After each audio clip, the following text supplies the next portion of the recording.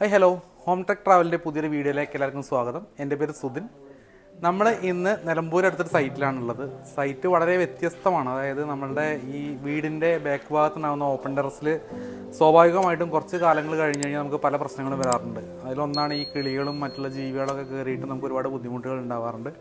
നമ്മൾ വീട് പണീൻ്റെ ഭാഗമായിട്ട് നമ്മളിതിൻ്റെ ഷീറ്റ് കാര്യങ്ങളെല്ലാം ഇടും. അത് കഴിഞ്ഞാൽ പിന്നെ സൈഡിൽ നെറ്റ് അടിച്ചു കഴിഞ്ഞാൽ പിന്നെ അത് അത്ര യൂസ്ഫുൾ ഒരു ഏരിയ ആയിട്ട് നമുക്ക് ഉപയോഗിക്കാൻ പറ്റില്ല. അതുകൊണ്ട് അങ്ങനെ വന്നൊരു റിക്വയർമെൻറ്റ് പ്രകാരമാണ് നമ്മൾ ഈ ബാക്കിൽ കാണുന്ന ഈ സീലിംഗ് ടൈൽ വെച്ചിട്ട് മുകളിൽ റൂഫിംഗ് ഷീറ്റും വെച്ചിട്ട് നമ്മൾ ഈ ഒരു വർക്ക് ചെയ്തിട്ടുള്ളത്. ഇത് കംപ്ലീറ്റ് ആയിട്ട് ചുമരുകളെല്ലാം നമ്മൾ വി ബോർഡ് വെച്ചാണ് ചെയ്തിട്ടുള്ളത്.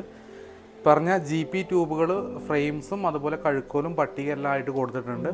ഇവിടെ നമ്മൾ സാധാരണ ചെയ്യുന്നതിൽ വ്യത്യസ്തം എന്ന് പറയുന്നത് ഈ ചെയ്തിട്ടുള്ള സീലിംഗ് കൊണ്ടുള്ള പട്ടിക എന്ന് പറയുന്നത് ടി ആംഗിൾ വെച്ചിട്ടാണ് ചെയ്തിട്ടുണ്ടായിരുന്നത്. നമ്മൾ ഇവിടെ ഉപയോഗിച്ചിട്ടുള്ളത് റൂഫിങ്ങിനായിട്ട് മുകൾ ഭാഗത്ത് ഷീറ്റായിട്ട് ഉപയോഗിച്ചിട്ടുള്ളത് ടാറ്റ ബ്ലൂസ്കോപ്പിൽ വരുന്ന സാറ്റിൻ സിൽവർ 3.35 തിക്നെസ്സുള്ള ഷീറ്റാണ് ഉപയോഗിച്ചിട്ടുള്ളത്.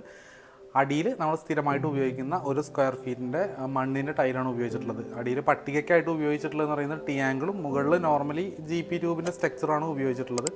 ഇവിടെ ഒരു ഇനീഷ്യൽ ലക്ഷ്യം എന്ന് പറയുന്നത് വേറൊന്നുമല്ല, നമുക്കിവിടെ വളരെ ഹൈറ്റ് കമ്മിയായിരുന്നു. ഒരു ഓൾറെഡി പഴയ വീടിൻ്റെ ആദ്യം വാർത്തിട്ടിട്ടുള്ളതിൻ്റെ അടിയിൽ നിന്നാണ് ഈ ഷീറ്റ് എടുക്കുന്നത്. അതുകൊണ്ട് തീരെ ഹൈറ്റ് ഉണ്ടായിരുന്നില്ല. അപ്പോൾ അത് നമുക്ക് വലിയൊരു വെല്ലുവിളിയായിരുന്നു. കാര്യം ചൂട് മാക്സിമം കുറയ്ക്കുക എന്നുള്ളൊരു കൺസെപ്റ്റ് വെച്ചാണ് നമ്മൾ മുകളിൽ ഷീറ്റും അതുപോലെ അടിയിൽ സീലിംഗ് ടൈലും ചെയ്തത്.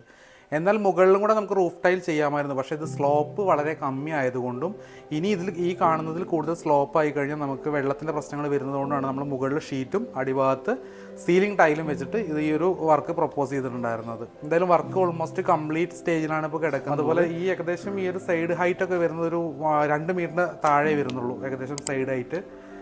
എല്ലാ വാൾസും നമ്മൾ മാക്സിമം ഈ സിമെൻറ്റ് പൊടി കാര്യങ്ങളെല്ലാം ഒഴിവാക്കാൻ വേണ്ടിയിട്ട് ഉള്ളിലെല്ലാം GP ഫ്രെയിംസ് അടിച്ചിട്ട് 2 സൈഡിലും വി ബോർഡിൻ്റെ 8 mm തിക്നെസ്സുള്ള ഷീറ്റ് അടിച്ചിട്ട് കംപ്ലീറ്റ് ചെയ്യാണ് ചെയ്തിട്ടുണ്ടായിരുന്നത്.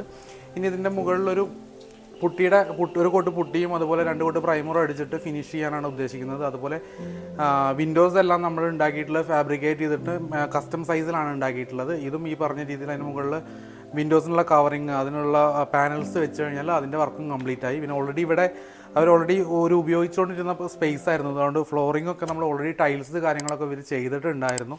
അതുകൊണ്ട് അതിലേക്കൊന്നും ഇനി കൂടുതലായിട്ട് പോകണ്ട. ഇനി പെയിൻറ്റിങ്ങും ഫിനിഷിങ്ങും അതുപോലെ ഒരു ഗസ്റ്റ് റൂമായിട്ട് ഉദ്ദേശിക്കുന്നത്. അപ്പോൾ ഇതിനകത്തൊരു ബെഡ്, അതുപോലെ കോട്ട്, അതുപോലെ തന്നെ ഒരു വാൾഡ്രോബ്, ബാക്കിൽ ടോയ്ലറ്റ് എല്ലാം സെറ്റ് ചെയ്യാൻ ഉദ്ദേശിക്കുന്നുണ്ട്. പെട്ടെന്നില്ല, ആദ്യം ഇതിനെ കംപ്ലീറ്റ് ആയിട്ട് ക്ലോസ് ചെയ്യുക എന്നായിരുന്നു ഇവരുടെ ഒരു ഇനീഷ്യൽ ലക്ഷ്യം ഉണ്ടായിരുന്നത്. അപ്പോൾ നമ്മളുടെ യൂട്യൂബ് ചാനൽ ഇതുവരെ നിങ്ങൾ സബ്സ്ക്രൈബ് ചെയ്തിട്ടില്ലെങ്കിൽ സബ്സ്ക്രൈബ് ചെയ്ത് സപ്പോർട്ട് ചെയ്യുക. അതുപോലെ ബെൽ ബട്ടണോടെ ക്ലിക്ക് ചെയ്ത് കഴിഞ്ഞാൽ നമ്മളുടെ ഫ്യൂച്ചറിൽ വരുന്ന അപ്ഡേറ്റ്സ് പെട്ടെന്ന് നിങ്ങളിലേക്ക് എത്തും.